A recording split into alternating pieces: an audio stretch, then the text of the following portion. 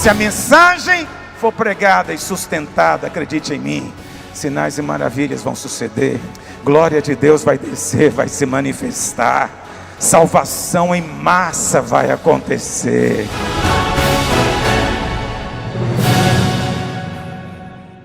Provérbios 17:15 diz: o que justifica o perverso e o que condena o justo, abomináveis são para o Senhor, tanto um como o outro.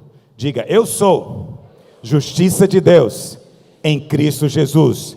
Diga: aquele que não conheceu o pecado, Deus o fez pecado por mim, para que nele eu seja feito justiça de Deus. Diga: eu recebi a abundância da graça e o dom da justiça. Diga: a minha justiça própria não tem valor, é trapo de imundícia. Diga: a minha justiça é a que vem da fé na obra de Cristo. Quantos creem no que eu estou dizendo? Se você crê, você é justificado por fé. Justificado por fé. Paulo diz que há duas justiças: aquela justiça que procede da lei, baseada na obediência aos mandamentos, mas ninguém consegue cumprir. Por isso, essa justiça, ela é uma justiça morta. Mas há uma outra justiça, diz Paulo, a justiça que procede da fé, a justiça que é a confiança na obra de Cristo. É um dom que você recebeu, ok? É um presente que você recebeu. Você é declarado justo diante de Deus. Olha para cá. Você agora é pecador ou é justo? Justo. Mas aquele que ainda está lá fora, ele é um pecador. Deus não gosta quando um pecador chega diante dele como se fosse filho, porque ele não é. Mas Deus também não gosta que um justo chegue diante dele como se fosse pecador. Ambos desonram a obra de Cristo. Está entendendo o que eu estou dizendo? E no texto que nós lemos aqui, diz que Deus detesta. Sabe por que Deus detesta? Olha para cá. Quando um pecador chega diante de Deus como se fosse justo, o nome que a Bíblia dá para isso é hipocrisia. O que é hipocrisia? Hipocrisia é quando você tenta parecer ser o que não é. Isso é hipocrisia, ok? Quando tenta parecer ser o que não é. Você não nasceu de novo, você ainda não creu na obra de Cristo, você não recebeu a salvação, então você ainda não é filho, não é justo, tem que chegar diante de Deus como pecador. Mas alguns querem parecer bons diante de Deus. Deus abomina, porque é hipocrisia. Mas o inverso também é verdadeiro. Quando você que é justo se comporta como se fosse pecador, a Bíblia chama isso também de hipocrisia. Você está tentando mostrar ser o que você não é. Estou acompanhando o que eu estou dizendo? Talvez você nunca viu esse outro lado. Agora, por que Deus detesta tanta hipocrisia? Você sabe, a sinceridade tem um valor enorme. Aquela sinceridade no íntimo, de atribuir nome para cada coisa, de assumir diante de Deus cada coisa. Uma pergunta que eu ouço frequentemente é essa: pastor, nós temos ainda de confessar pecado? Presta atenção, não é que você tem, você pode. Você agora tem a liberdade de ser sincero, completamente sincero diante de Deus. Eu creio que o motivo principal que os salmos estão na Bíblia é para nos ensinar a orar com sinceridade. Você vê nos salmos o salmista falando de todo tipo de sentimento e emoção. Às vezes emoções que não são tão positivas, tão boas, mas ele fala tudo para Deus. Esse é o que é abençoado. Mas nós estamos habituados, e hoje quando eu falei que não gosto muito de tratar Deus como você, é por uma questão de respeito, reverência, ok? Não é porque diante dele eu tento ser outra coisa, porque apesar de todo respeito e reverência, eu desnudo meu coração diante dele. Se você fizer isso, você vai ter vitória. Mas muitos não admitem. Você está se roendo de inveja.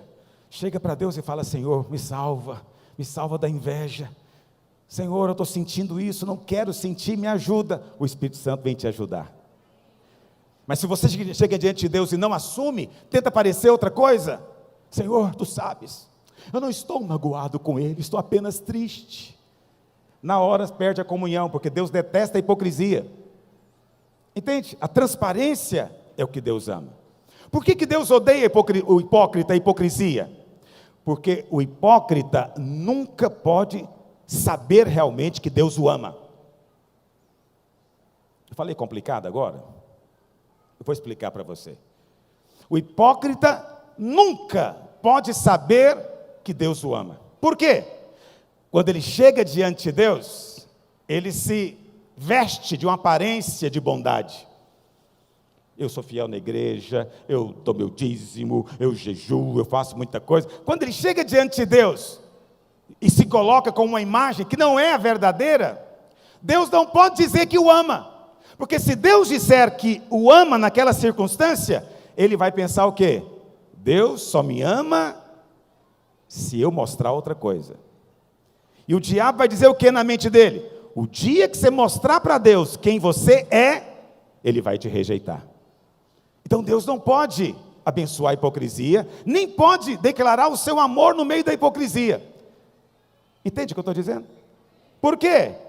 Porque quando você chega diante de Deus, e você chega com o coração verdadeiro, sincero, aí Deus fala, filho, eu amo você, mesmo assim.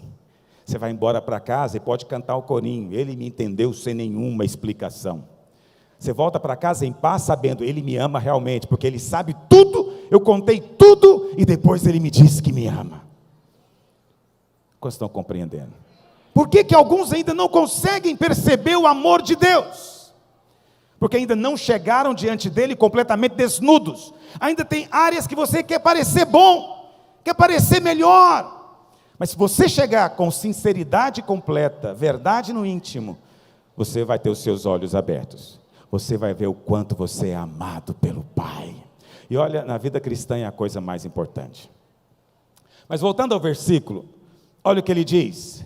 O que justifica o perverso e o que condena o justo são abomináveis. Então, justificar o perverso é hipocrisia. O perverso que se diz bom é hipócrita. Abominação diante de Deus. Mas olha a segunda parte. O que condena o justo. Quantos aqui são justos? Pergunto para você. Você sempre aplica isso para outros. Mas eu quero perguntar para você. Você se condena de vez em quando? Ah, meu Deus, eu não aprendo nunca. Oh, praga. Quando que eu vou ser diferente? Oh. Entendeu? E você se condena. E alguns se condenam achando que isso é cristianismo, que isso é piedoso. Quem está mostrando para Deus o tanto que a gente é sincero. Mas aqui está dizendo que é abominável para Deus.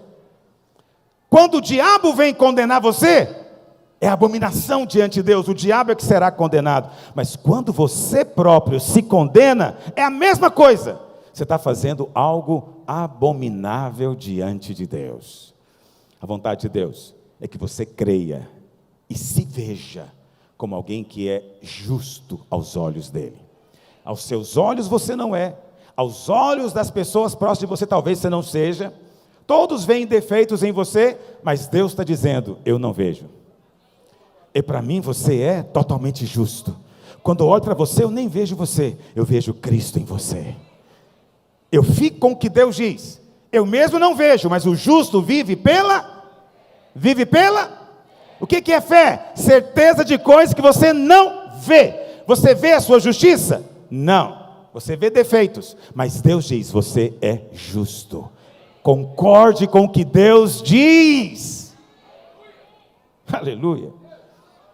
Como é que você pode ter comunhão com Deus se você não concorda com o que Ele diz? A palavra do Senhor diz lá em Amós 3, verso 3. Um versículo que virou um ditado. Andarão dois juntos, se não houver entre eles acordo? Não dá para andar com alguém que discorda de você o tempo inteiro. Não dá para ter comunhão com Deus, se você não entra em acordo com Deus. Você tem que concordar com o que Ele diz.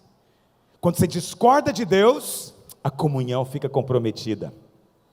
É preciso conhecer tudo aquilo que Deus diz, porque a verdade não é o que você sente, a verdade nem é o que você vê, a verdade é aquilo que Deus diz na sua palavra. Se Deus diz que eu posso, eu posso. Se Deus diz que eu sou, eu sou. Quantos creem na palavra de Deus? Entrem em acordo. E aquilo que a palavra de Deus diz, que é um dos pontos mais importantes da nova aliança, portanto fundamental lembrar num dia como hoje, dia de ceia, é que nós somos justos. Lá em Isaías 45, verso 23 e 24, diz assim, Isaías 45, 23, por mim mesmo tenho jurado. Deus não precisa de jurar, basta Ele falar, porque Deus não pode mentir, mas para que você tenha segurança de que é verdade, Ele jurou, da minha boca saiu o que é justo, e a minha palavra não tornará atrás, não vai mudar, diante de mim se dobrará todo o joelho e jurará toda a língua, de mim se dirá, é Deus dizendo, tão somente no Senhor há justiça e força. Diga, no Senhor há justiça e força. Essa justiça aqui, qual justiça você acha que é? É a justiça eterna, do Deus que justificou o ímpio, do Deus que condenou o pecado na carne, que condenou o diabo, que condenou a doença, que condenou a miséria, que condenou a maldição, mas declarou você inocente, porque o Cordeiro levou a punição no seu lugar. Essa é a justiça eterna, ok? E o Senhor diz, tão somente de mim se dirá, no Senhor há justiça. E quando você entende a justiça, o resultado é força. Força. É claro que todas as vezes que você declara isso, a Bíblia diz, até eles virão e serão envergonhados todos os que se irritam com ele. Quando você fala para as pessoas que você é justo, qual a reação de algumas? Irritação. Uma irmã estava me dizendo que o marido dela falou para ela, você, tarará, tererê, não vou dizer o quê. E ela falou, eu rejeito todo o capacete de Golias. Eu sou justa. Ele me justificou. Aí o marido ficou tão irritado. Falou para ela, o pastor Luiz agora disse que todo mundo é justo, né, Justina? Você é justa, faz tudo errado, mas agora é justo. Né? Porque o pastor Luiz é muito fácil esse evangelho barato. Você sabe, o evangelho não é barato, custou muito caro. Tão caro que você não podia pagar. Tão caro que você não podia pagar. Mas Deus te dá de graça. Eu sempre gosto de lembrar isso. Por que Deus não te dá? Por que o Senhor não te vende em vez de dar? Eu sempre digo, Deus não vende porque Ele é muito rico para poder precisar de vender alguma coisa. E você é tão pobre que nunca poderia comprar. Então Ele vem e te dá. Porque ao dar Ele mostra a sua graça e se revela a você. É normal pessoas ficarem irritadas e dizerem que isso é muito fácil. Mas é fácil, é simples. As criancinhas podem entender. A Bíblia fala que nem um louco vai errar o caminho se ele entender. Porque é simples. O evangelho é para ser simples mesmo. Não tem que fazer curso, seminário, maturidade do Espírito, nada disso. Basta você olhar para Ele. Quando você olha, você é transformado pelo poder dEle. Porque aqueles que se irritam, eles se juntam ao condenador. Vamos ler Isaías 54, vamos ler o verso 13 primeiro, olha o que diz. Todos os teus filhos serão ensinados do Senhor. Olha, isso aqui é uma declaração, uma promessa de Deus. É muito oportuno ler isso aqui no dia que você vem consagrar seus filhos. Todo domingo de ceia temos consagração de filhos. Qual a promessa? A promessa é que os seus filhos serão ensinados do Senhor. Ah, meu filho não parece muito isso hoje, mas ele é ensinado do Senhor. Meu filho virou adolescente, pastor, virou a cabeça, mas ele é ensinado do Senhor. Você tem que permanecer firme na promessa. Amém, meus irmãos? E será grande a paz dos teus filhos. Mas olha o que diz. Por quê que isso vai acontecer? Porque você será estabelecido em justiça. Porque a justiça é o seu alicerce. Qual justiça? A que vem da fé. Quando você declara que seus pecados foram lavados, cancelados, foram lançados na profundeza do oceano, Quando você diz que diante de Deus não há mais condenação, e Ele não se lembra do seu pecado, isso te dá firmeza, seus pés ficam firmes, e nenhuma ventania pode fazer você tombar. Você se torna mais do que vencedor, aleluia. Porque a justiça é que nos estabelece, longe da opressão, porque não temerás, e também do espanto, o Senhor diz, não vai chegar até você. Passa para o verso 17, esse versículo, a gente lê muito esse versículo, mas ele fala daqueles que condenam você, sendo justo. Qual a promessa do Senhor? Toda arma forjada contra ti não prosperará. Presta atenção. O Senhor está dizendo que Ele vai impedir a arma de ser forjada? O Senhor está dizendo que não haverá arma contra você? Não haverá armas. Armas serão forjadas. Armas serão apontadas. E aqui não estou me referindo necessariamente a armas de fogo. Tem armas de língua, tem língua que queima com fogo. Armas de condenação, que é essa que está falando o texto. Mas qual a promessa de Deus? As armas se levantam, as armas são apontadas, mas ela não vai prosperar contra você. Na hora que puxar o gatilho, vai falhar. É a promessa de Deus. Toda língua que ousar contra ti, em juízo, em condenação, o que você vai fazer? Tu a condenarás. Presta atenção, a gente aplica isso aqui para homens, mas homens são apenas às vezes canais através dos quais o diabo quer atingir você. A língua que se levanta contra você em juízo é a língua de Satanás, mas o Senhor jurou por si mesmo, toda língua vai ajoelhar-se diante dele e declarar que ele é o Senhor. Para quem você acha que está escrito isso aqui? Para os homens somente? Não, para Satanás. Vai chegar o dia que Satanás vai ter que se apresentar diante de Jesus de Nazaré, mas não mais como carpinteiro humilde, mas como leão da tribo de Judá. E naquele dia, sua língua serpentina vai ter que confessar, e o seu joelho vai ter que se dobrar, e ele vai declarar, é o Senhor dos senhores. Mas hoje, você já pode condenar o diabo. Todas as vezes que o diabo ousar contra você para te condenar, condene o diabo, porque esta é a herança dos servos do Senhor, e o seu direito que de mim procede, diz o Senhor. A palavra direito aqui no original é a minha justiça, a sua justiça. Há uma justiça diante de Deus. Uma vez que você morreu, e Jesus morreu não apenas no nosso lugar, Ele morreu para que nós pudéssemos morrer, ok? Isso significa que você morreu quando Ele morreu. E Romanos diz, quem morreu, justificado está do pecado. Todo processo extingue com a morte.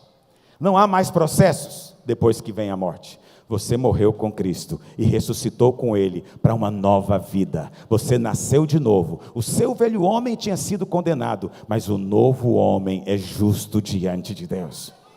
E quando alguém vem para te condenar, e você é que vai condená-lo, porque o nosso advogado vai dizer para o juiz, esse já morreu, não podemos mais condená-lo. O salário do pecado é a morte, ele já morreu, e esse novo homem que está aí é inocente. E aquele que levanta para condenar, ele é que será condenado. O diabo que se levanta para te condenar, você é que vai condená-lo em nome do Senhor Jesus. Você não tem noção o tanto que é importante vencer toda a condenação, filho. É fundamental em todos os aspectos da sua vida, ok? Mas eu queria me deter um pouco mais nessa afirmação que eu fiz para você aqui. A nossa herança é que toda arma forjada contra nós não vai prosperar. Só que a palavra de Deus não diz que não haverá armas. Não diz que o diabo não vai se levantar. Não diz que não haverá ataques. Não. Armas serão forjadas, armas serão apontadas, não é?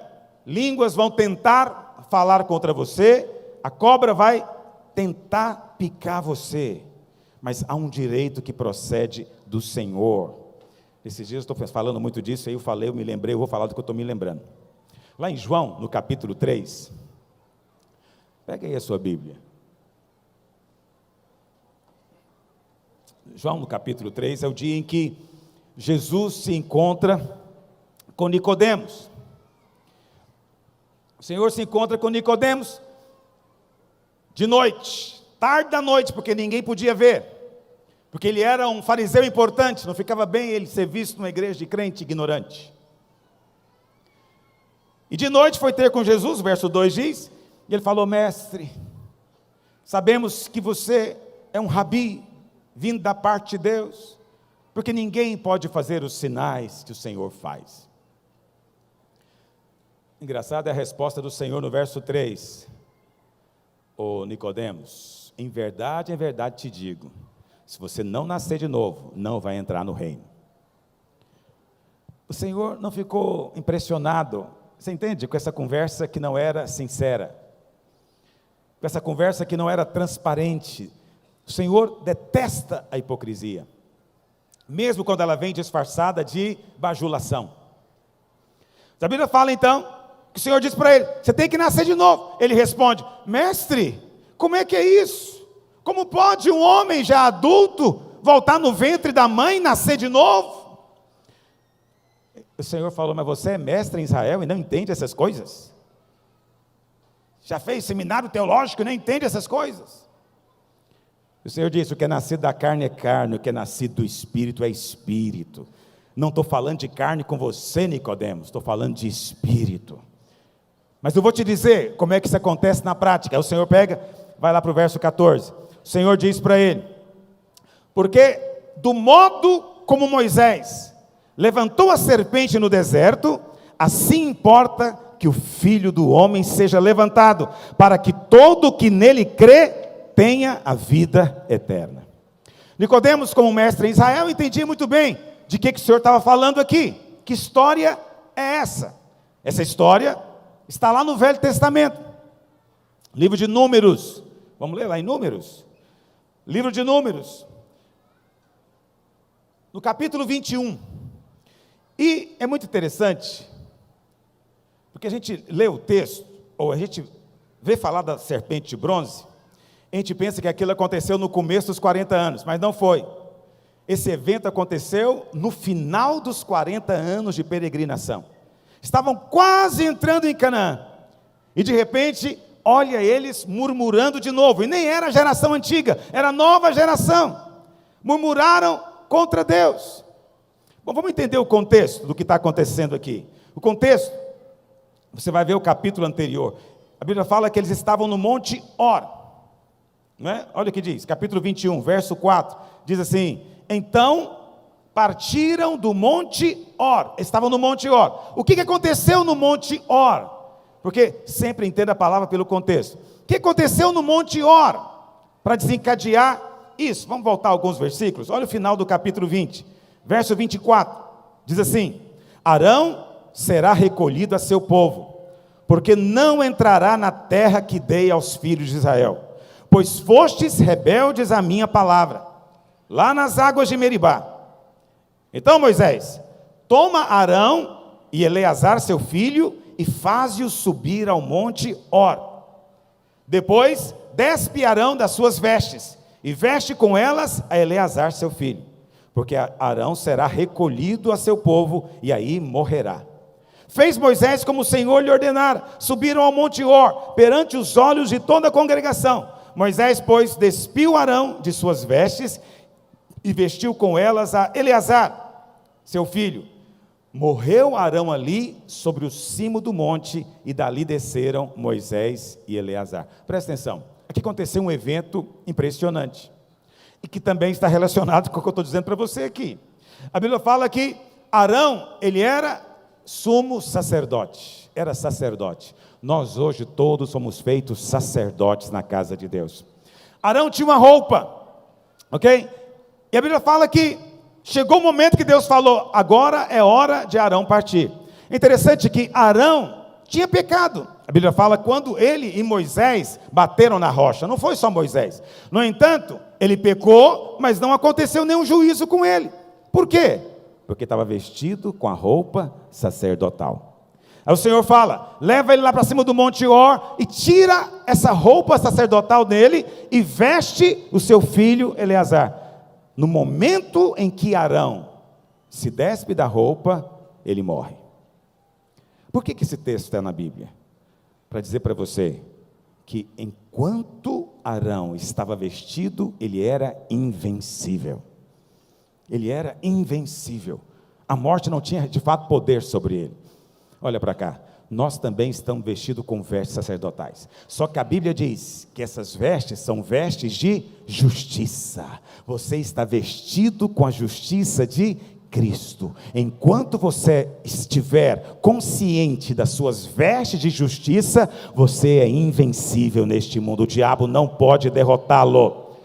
Por que alguns são derrotados? Porque esquecem do que estão vestidos. Esquecem da justiça de Cristo que os reveste. Enquanto você está lembrando da roupa do sacerdote, enquanto você está consciente da roupa do sacerdote, você pode destruir e derrotar toda obra do diabo.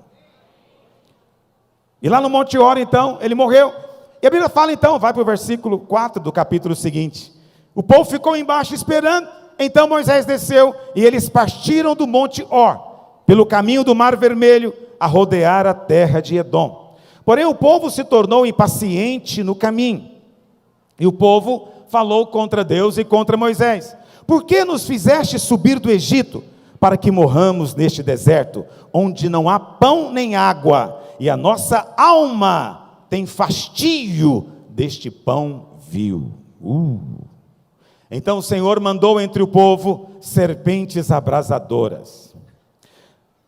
Abrasadora porque literalmente serpentes de fogo, porque o veneno deveria queimar horrivelmente. Agora, o verbo mandar aqui é importante frisar. No hebraico tem o tempo, sabe, em português tem o tempo presente, futuro, não é? Tem o pretérito. Em hebraico tem o tempo permissivo e o tempo causativo. Aqui, o verbo mandar no original é Deus permitiu. Deus não ordenou. As cobras estavam lá o tempo todo. Só que Deus estava cercando. No momento em que eles agiram daquela maneira, por causa da lei, viviam no tempo da lei, Deus então tirou a proteção, só isso. E as cobras entraram. E mordiam o povo. E morreram muitos do povo de Israel. Verso 7. Veio o povo a Moisés e disse: havemos pecado, porque temos falado contra o Senhor e contra ti. Ora ao Senhor que tire de nós as serpentes. Então Moisés orou pelo povo. Disse o Senhor a Moisés: faze uma serpente abrasadora, põe-na sobre uma haste, e será que todo aquele que for mordido, que a mirar, viverá. Fez Moisés uma serpente de bronze e a pôs sobre uma haste. Sendo alguém mordido por alguma serpente, se olhava para a de bronze, sarava imediatamente. Presta atenção. O texto que nós lemos lá de Isaías diz que toda arma forjada não prosperará. Aqui nós temos serpentes que estavam picando. Qual que é a maneira de Deus? Veja, o povo no deserto, apareceram cobras. Qual que é a maneira do homem de resolver o problema? É a oração que eles fizeram. Qual que é a oração que eles fizeram? Volta lá para o verso 7. Olha o que diz: pede ao Senhor, verso 6, aliás, não, verso 7 mesmo. Ora ao Senhor que tire de nós as serpentes. Olha a oração deles. Nessa altura, muita gente tinha sido picada. Muitas tinham morrido. Outras estavam sofrendo horrivelmente. Mas qual que é a oração que eles fazem? Tira de nós as cobras. Tira de nós as serpentes. Essa não é uma oração apropriada, não é verdade? Porque ela é incompleta, ela não é lógica. Só tirar as cobras não vai resolver. E aqueles que estão já envenenados por elas? Entendeu? Mas essa é a maneira do homem pensar. Há uma maneira de Deus e há uma maneira do homem. Outro dia eu estava brincando com os pastores, dizendo para eles: se fosse eu, estivesse conduzindo o povo no deserto, e agora houve um problema, apareceram cobras venenosas. Qual que é a ideia? A ideia natural é essa. Bom, eu sou um planejador, bom administrador, vamos resolver esse problema. Qual o problema? O problema cobras, muito bem. O que podemos fazer para eliminá-las? Vamos planejar uma forma de matar cobras. Vamos criar uma fábrica de porretes, vamos dar um porrete para cada um. Vamos dividir em grupos pequenos a igreja, células de 5 ou de 6. Vamos colocar meta de morte às cobras. Cada grupo vai ter uma meta, e o grupo que conseguir matar mais cobra vai receber uma viagem para Israel. Não, não vai não, brincadeira, olha para cá. Isso é o que eu faria. Porque essa é a nossa maneira, a maneira humana. De si mesmo, não tem nada de errado. Mas não resolve o problema. Porque o problema não é a cobra. O problema é que nós não somos imunes a ela. Esse é que é o problema. Está entendendo o que eu estou dizendo? Deus então faz o quê? Deus não tira as cobras. As cobras continuam lá. Mas ele fala para Moisés, faz uma cobra de bronze, uma serpente de bronze. Coloca ela na ponta de uma haste, não é? Mais ou menos como isso aqui. A haste, a cobra fica na ponta, e a haste Moisés ia levantar. O Senhor Jesus disse, da maneira como Moisés levantou a serpente, ele seria levantado. Então a haste aponta para a cruz, e na cruz, o Senhor está dizendo, eu vou me fazer como aquela serpente de bronze. Pastor, como é possível que Jesus seja serpente? A Bíblia fala que aquele que não conheceu o pecado, Deus o fez pecado por nós. Para quê? Para que na cruz ele condenasse o pecado na sua carne. Jesus, lá na cruz, Filho do homem, se fez pecado, se fez serpente de bronze. Mas o Senhor falou, qualquer que olhar, ele não tem que fazer nada, não tem uma obra especial, não tem que aprender a fazer um curso, nada, ele tem apenas que olhar. Se ele olhar para a serpente de bronze, o veneno é eliminado dele imediatamente. Essa é a maneira de Deus. Pastor, o que isso tem a ver comigo? Tudo a ver, porque a nossa oração normalmente é, Deus, remove o problema, mas a vontade de Deus é que você olhe para a cruz. Meu marido é um problema, Senhor, remove ele. O Senhor fala, olha para a cruz. Meu chefe é uma praga na minha vida, Deus, remove ele. O Senhor fala, olha para a cruz. Ah, Senhor, nós sempre estamos olhando para o problema e querendo tirar o problema. Exatamente como eu faria se fosse um gerente lá no deserto. Vamos remover as cobras. Deus não está preocupado com a cobra. Deus quer mudar você. O problema, presta atenção, as cobras continuaram lá, sim ou não? Sim. As cobras continuaram lá, elas não foram embora, elas estavam no lugar delas por acaso, não é? Deus não tirou elas de lá, mas o que Deus fez agora com o povo? O povo tornou-se imune às cobras, eles podiam andar tranquilamente, quando a cobra era picada, eles diziam, não se preocupe, é só olhar para aquela de bronze. Quanto mais olhavam, mais imunes se tornavam. Olha para cá, a resposta de Deus é simples, apenas olha para o Calvário. Olha para Cristo. A maneira de você vencer o seu problema é só essa, olhando. Eu sei que você quer vir ao culto para aprender fórmulas, você quer aprender passos, você quer aprender estratégias para você lidar com o problema. Essa é a maneira do homem. A maneira do homem é sempre essa: não toque isso, não olhe aquilo, não beba aquilo outro, não chegue perto daquilo outro. A maneira do homem é sempre fazer algo. A maneira de Deus é olhar para o Filho, olhar para Cristo, olhar para o Calvário. Quanto mais seus olhos se abrem, preste atenção, mais você vai ter vitória sobre tudo aquilo que foi condenado no Calvário. Vocês estão acompanhando o que eu estou dizendo? Olha, é um fato, todos nós enfrentamos ataques da cobra, da serpente, mas não deixe ficar focado no que a cobra fez. É isso que o Senhor está dizendo. Fique focado no que Cristo fez. Declare o que Cristo fez. Mas pastor, eu não estou conseguindo vencer. É porque nós não vimos ainda o suficiente. Olhamos, mas não vimos o suficiente. Às vezes, eu encontro irmãos, oh Deus, vou falar deles com amor e carinho. Eles dizem, pastor, você fala demais, todo domingo é só isso agora, é só graça, só redenção, justificação. É Jesus, graça, justificação. Pastor, só isso, queremos ouvir outras coisas. Eu falo sempre, está tudo nele. Tudo está nele. O que você está precisando de ouvir? Nós queríamos ter uma época de política, foi tão bom quando o senhor falou de política. Eu falei, me arrependi amargamente depois. Se eu falar agora não vai ser no culto mais, que é uma grande perda de tempo. Não, pastor, não diga isso, temos que mudar a nação. Lembra, Deus não está preocupado com cobras, mas está preocupado com você. Olha para cá, a nação não vai ser mudada por nada que você faça, basta levar as pessoas da nação a olhar para o Calvário. Quanto mais brasileiros olhar para o Calvário, mais o país vai ser transformado.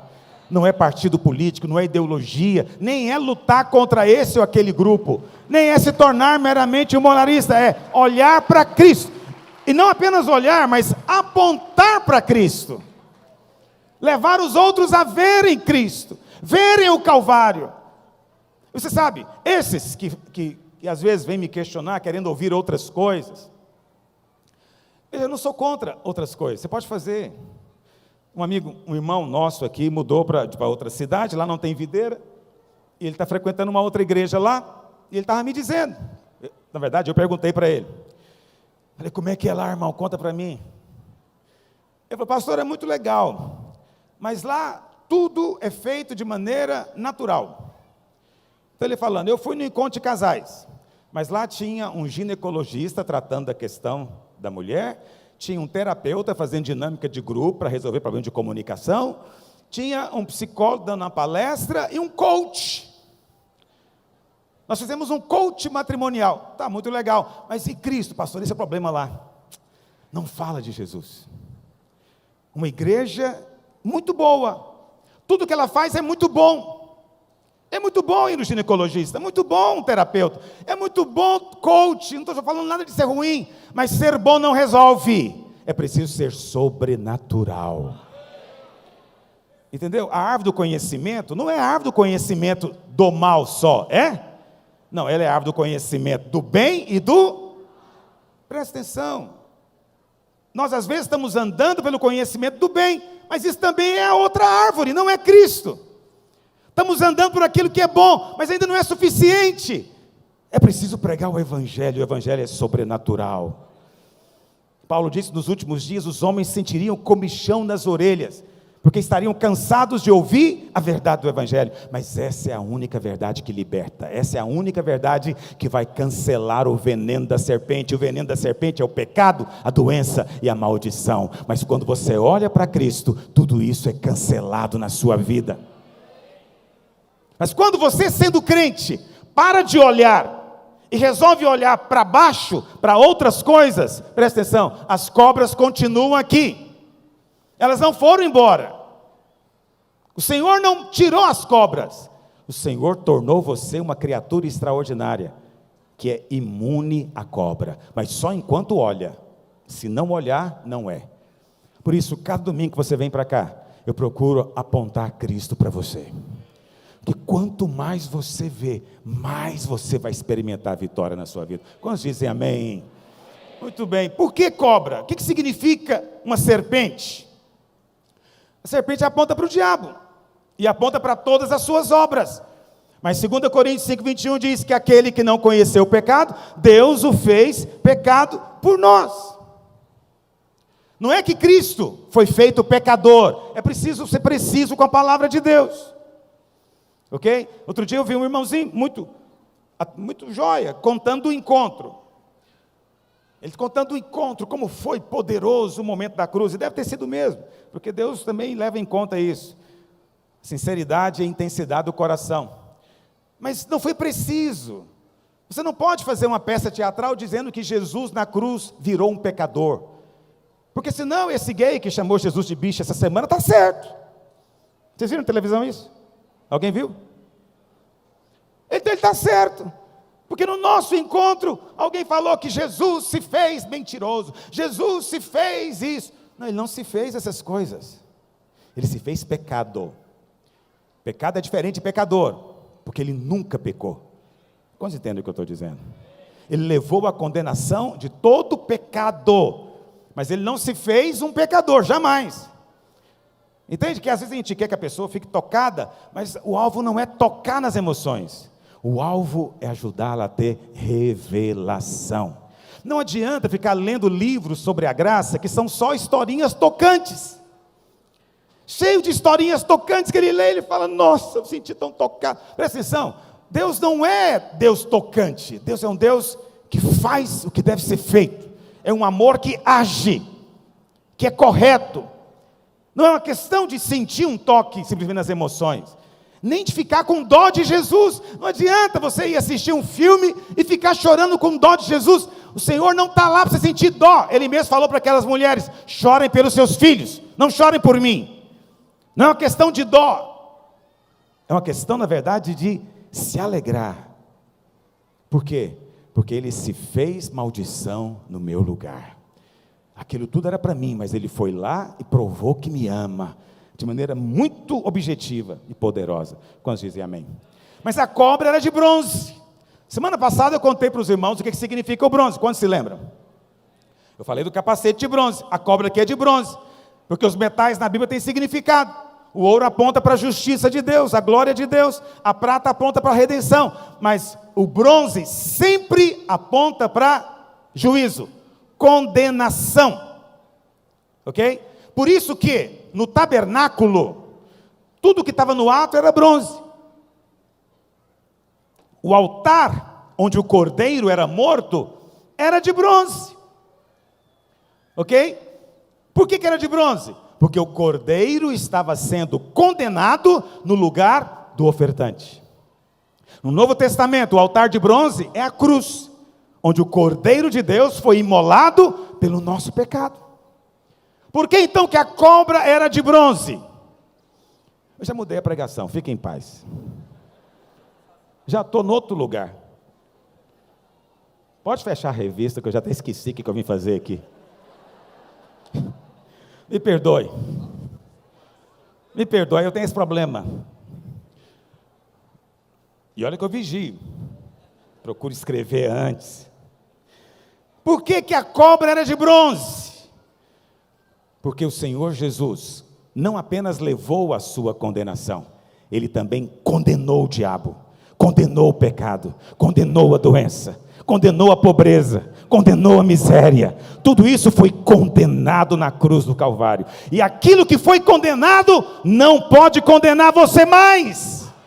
Sabe por que o diabo não pode te condenar? Porque ele já está condenado. Está me entendendo?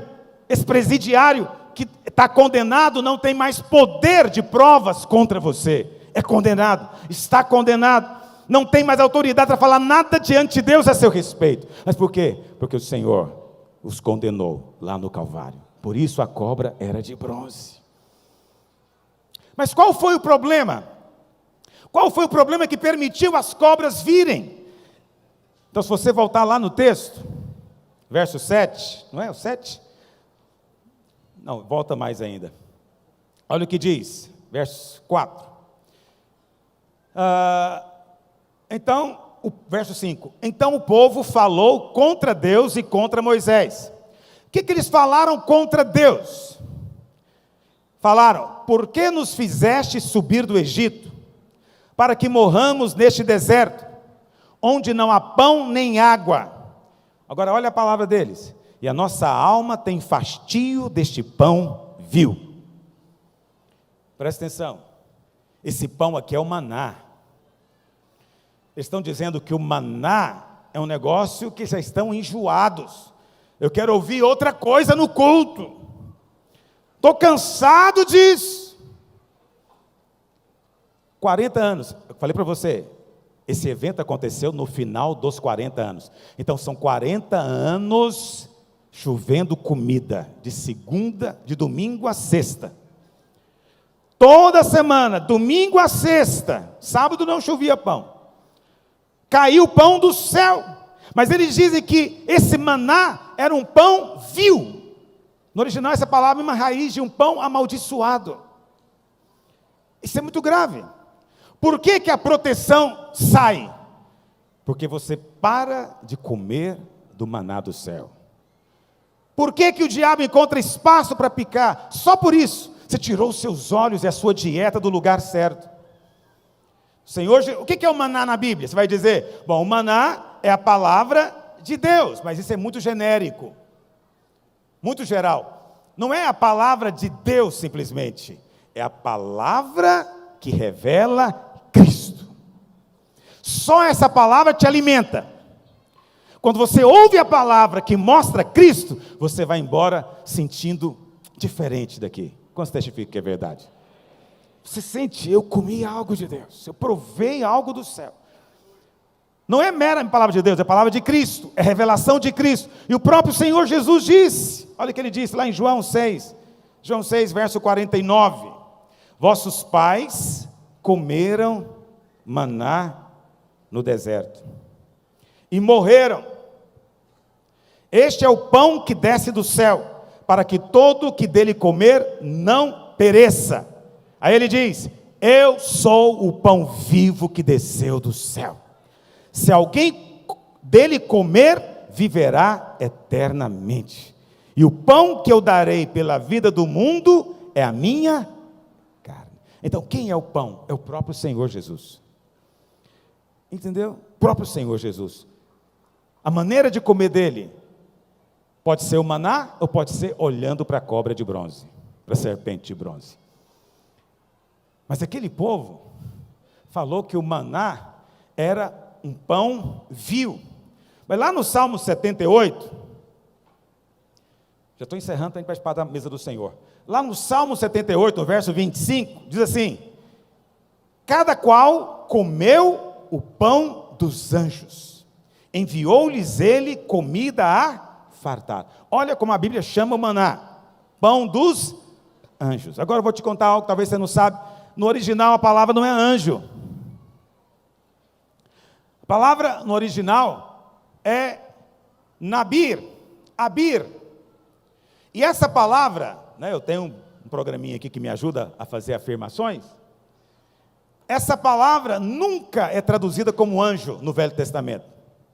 Ela é quase sempre traduzida como valente, poderoso, herói. Então, cada qual comeu o pão dos poderosos, o pão dos valentes, o pão dos heróis. Esse é o pão que faz você ser invencível.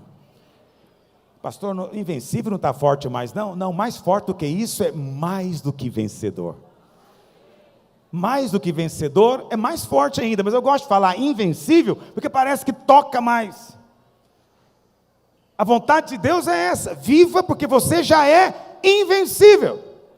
Com qual condição? Se você comer o pão dos heróis, o pão dos fortes, o pão dos poderosos, o pão dos anjos, o maná que desceu do céu. É isso que vai mudar, é isso que vai te guardar. Qual foi a atitude que eles tiveram que abriu espaço para a cobra agir? Ingratidão.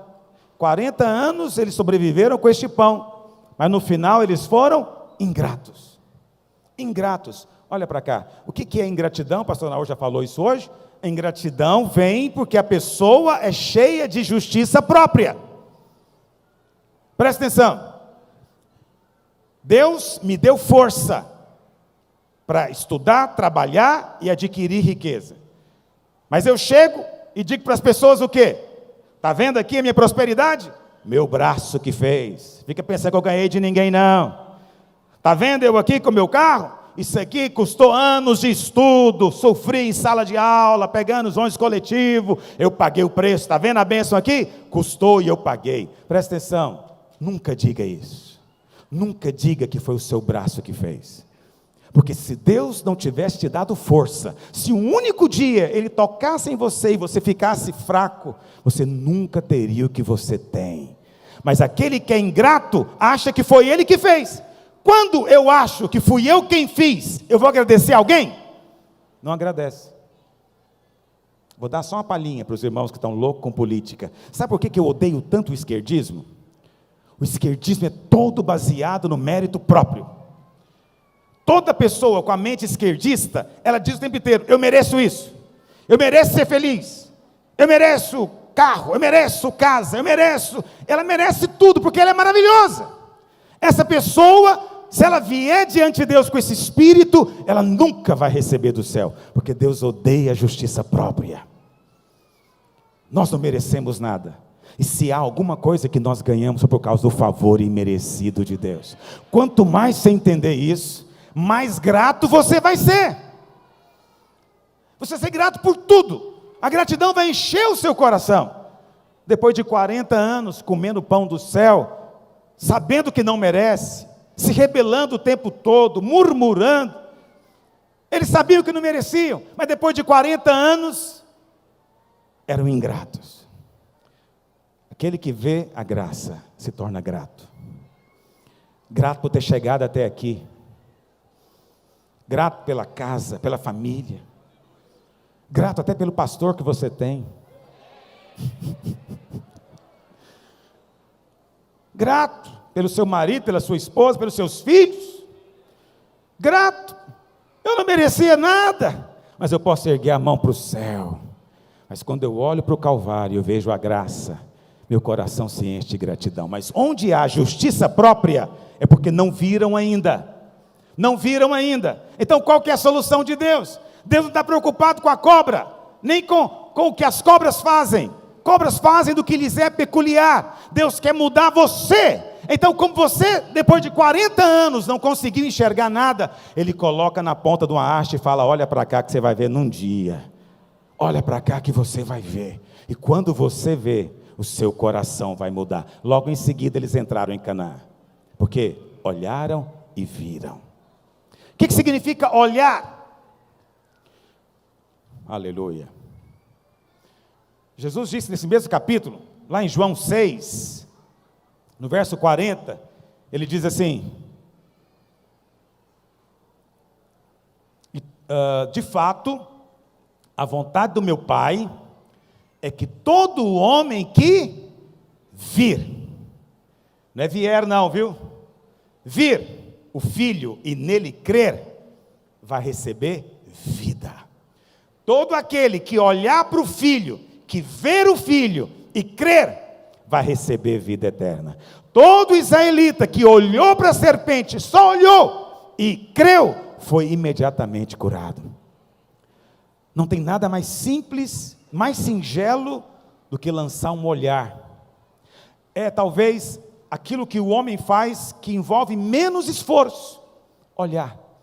Na verdade, eu acho que não há nem esforço envolvido. É olhar. Veja como Deus é bom. Você não tem que fazer um grande trabalho, você não tem que fazer grandes obras, penitências, coisas extraordinárias. Ele está falando o seguinte: apenas olha, e ao olhar, creia. Se você olhar e crer, presta atenção, você vai ter vida. E tendo vida, nunca mais será o mesmo. Seu destino é a glória, seu destino é o céu. Por que você foi salvo? Porque um dia você viu. Por que você está sendo salvo? Porque hoje você está vendo. 2 Coríntios 3,18, o que diz? Todos nós, 2 Coríntios 3,18, todos nós, com o rosto desvendado, ou seja, sem o véu da lei, sem o véu do merecimento, contemplando como por espelho. O que é que nós fazemos? Contemplamos. Isso é olhar. Contemplar é só um outro verbo parecido com olhar. A única diferença é que olhar pode ser uma coisa destituída de interesse. Contemplar é de alguém que está deslumbrado com o que está vendo. Sabe a prova que Deus tem mudado a sua vida? É o que alguns irmãos têm me dito, que eles estão encantados, que eles estão deslumbrados com a mensagem do Evangelho da Graça. Quantos têm sentido isso? Essa é a prova de que você está contemplando. Quem contempla fica embevecido. Ficou bonito agora? Por quê? Porque o que ele está vendo é maravilhoso, é extraordinário, é um negócio, entende? Encantador. Não é um bom verbo, porque literalmente significa ser enfeitiçado, não é? Mas você entende o que eu estou dizendo? Você não tem mais olhos para outra coisa. Todos nós contemplando como por espelho a glória do Senhor, somos então o quê? Transformados. Como é que você é transformado? Quando você vê de glória em glória. Hoje, mais um pouco de glória vai ser acrescentada na sua vida, porque você está olhando e vendo. glória em glória, até ficar totalmente parecido com o Senhor. Olha para cá. Primeira vez que você viu, você foi salvo. Agora você continua vendo e está sendo transformado. Olha para cá. Hoje eu quero te desafiar a fazer uma oração mais inteligente. Pastor, é errado eu pedir para Deus remover as cobras? Não, não é. Pode pedir se você quiser. Mas tem uma oração superior, mais sábia. Pede a Deus para tirar o véu dos seus olhos. Pede Ele para te dar revelação, para que você veja Cristo. Quando você vir um pouco mais dele, você vai ver que esse problema não vai te atingir mais. O seu chefe te atinge porque ainda tem algo de Cristo que você não viu. Quando você vê, você vai olhar e falar: gente, eu importava tanto com o que ele falava, agora parece que não me atinge mais. Sabe por quê? O veneno não tem poder na sua vida. Talvez Deus não vai mudar o seu chefe, vai continuar por lá, mas você vai ser outra pessoa. Vocês estão entendendo o que eu estou dizendo? No lugar de chefe, coloca o que você quiser, menos o marido não, brincadeira, põe o marido também, porque tem irmã que ela ora assim: Deus é o seguinte, eu só aceito ele transformado, ou seja, ela só aceita se Deus remover a cobra, mas Deus não está preocupado com a cobra, está preocupado com você, irmã. Na hora que você for transformada, preste atenção, já não faz mais diferença quem é o seu marido. Você se tornou imune a qualquer veneno do inferno. Estou te dando um exemplo, porque tem mais mulher crente do que homens. E às vezes seu marido, porque não conhece ainda o Evangelho, fala coisas para você, faz coisas contra você. E você sente muito cada coisa que ele faz. Todo veneno a gente sente muito. Quero desafiar você. Em vez de pedir para Deus remover qualquer coisa, deixa as coisas onde estão. Ergue os seus olhos, contempla o Calvário. O Cordeiro de Deus está lá. Ele se fez condenação para que você seja inteiramente perdoado. Quanto mais você entende, mais você é mudado. Aleluia! Isso é o Evangelho de Deus. Quantos foram alimentados hoje? Fique em pé onde você está.